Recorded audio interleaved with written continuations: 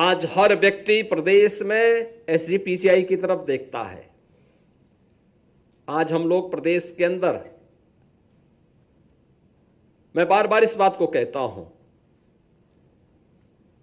कि क्या स्थितियां थी कि उत्तर प्रदेश में 1947 से लेकर के 2017 तक केवल गवर्नमेंट के स्तर पर केवल 12 मेडिकल कॉलेज खोले गए और अकेले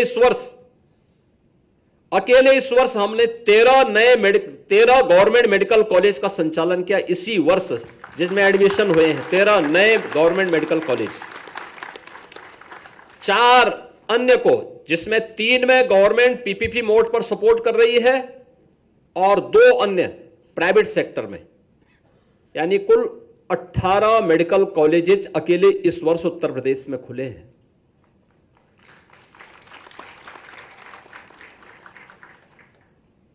यानी 70 वर्ष में खुले 12 और 1 वर्ष में खोले जा रहा है 18। यह है स्पीड, और उस स्पीड के लिए हमें अपने आप को तैयार करना होगा। आज आप देख रहे होंगे, यानी सबको डॉक्टर, लेकिन नर्सिंग स्टाफ कहां जाएगा? पैरामेडिक्स के बारे में कौन सोचेगा? आज तो हर संस्थान के साथ अपना नर्सिंग कॉलेज भी खुल रहा है। आज वहां पे पैरामेडिक्स का भी चल रहा है। अच्छे टेक्नीशियन मिल सकें, ट्रेन टेक्नीशियन मिल सकें, यह भी उतना ही महत्वपूर्ण है। और अन्य क्लिनिकल स्टाफ के बारे में भी कैसे आप उसको ट्रेन कर सकें, यह भी सब साथ साथ जब चलेगा तब परिणाम आ पाएगा। और आज उस दिशा में कार्य प्रारंभ हुआ है। डबल इंजन की सरकार उस दिशा में तेजी से कार्य कर रही है। आज उत्तर प्रदेश जैसे राज्य में 75 जनपद हैं। इन 75 जनपदों में हम लोग 65 जनपदों में मेडिकल कॉलेजेस खोल चुके हैं। हर जिले में फ्री डायलिसिस की सुविधा उपलब्ध करवाई जा रही है। ब्लड बैंक तो थे ही, ब्लड सेपरेटर यूनिट भी वहां पे स्थापित हुई है। आईसीयू संचालित हुए हैं।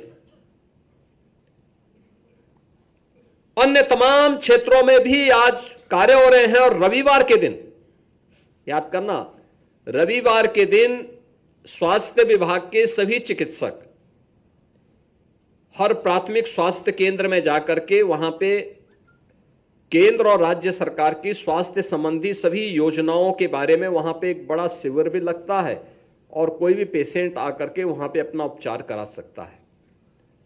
और करोड़ों की संख्या में पेशेंट इससे लाभान्वित होते हैं। स्वास्थ्य के प्रति एक जागरूकता भी लोगों के मन में पैदा होती है। आयुष्मान कार्ड जैसी सुविधा भी आज प्रारंभ हो चुकी है, कितने बड़े पैमाने पे। तो अकेले उत्तर प्रदेश जैसे राज्य में 9 करोड़ से अधिक लोग इस सुविधा से आच्छादित हैं। 5.25 लाख से अधिक लोग अभी तक प्रदेश में 5.25 करोड़ से अधिक लोगों को अब तक यहां पे गोल्डन कार्ड जारी हो चुके हैं। और अभी हाल ही में प्रधानमंत्री जी ने 70 वर्ष से ऊपर के प्रत्येक बुजुर्ग को फ्री में प्रतिवर्ष 5 लाख रुपए की स्वास्थ्य बीमा का कवर दिया है कि वह आयुष्मान वयम वंदना योजना के अंतर्गत इस योजना का लाभ ले सकता है। पहले कहां थी, सुविधा नहीं होती थी, लोगों को नहीं मिल पाता था, पिक एंड चूज होता था।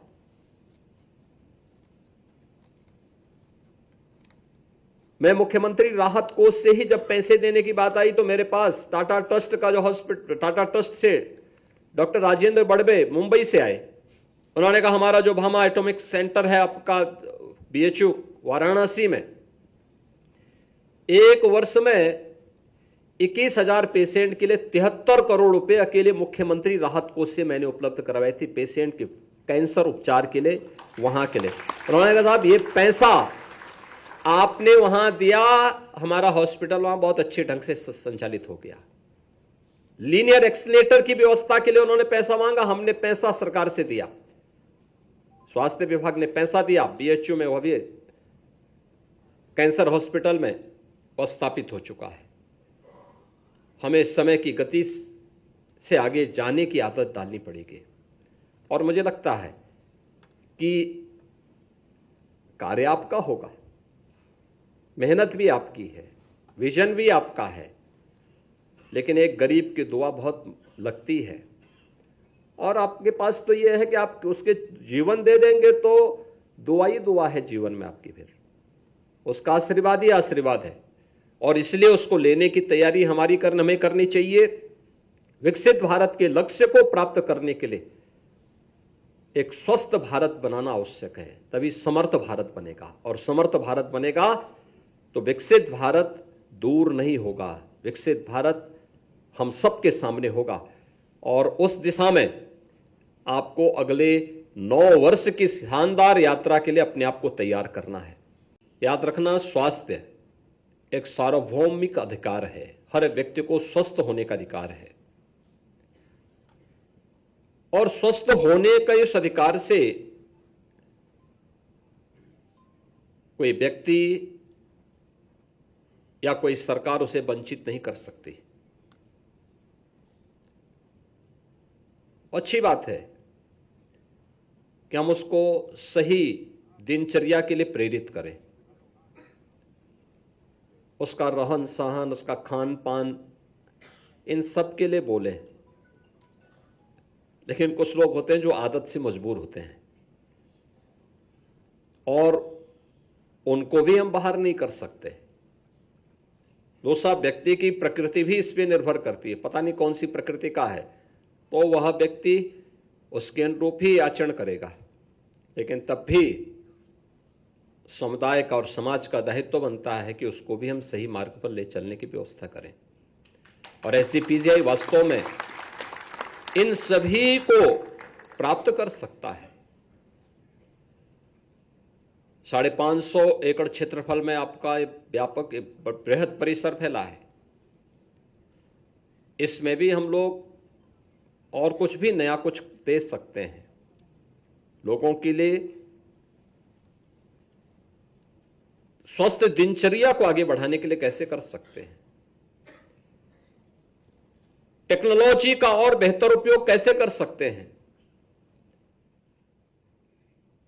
अभी तक आप रोबोटिक्स का ही उपयोग करके सर्जरी में उसका उपयोग कर रहे हैं, हम आर्टिफिशियल इंटेलिजेंस का उपयोग मेडिकल फील्ड में और बेहतर बनाने की दिशा में कैसे कर सकते हैं, इस दिशा में अब आ गया है कि जिसका एक बड़े केंद्र के रूप में SCPGI को हमें आगे बढ़ाना है।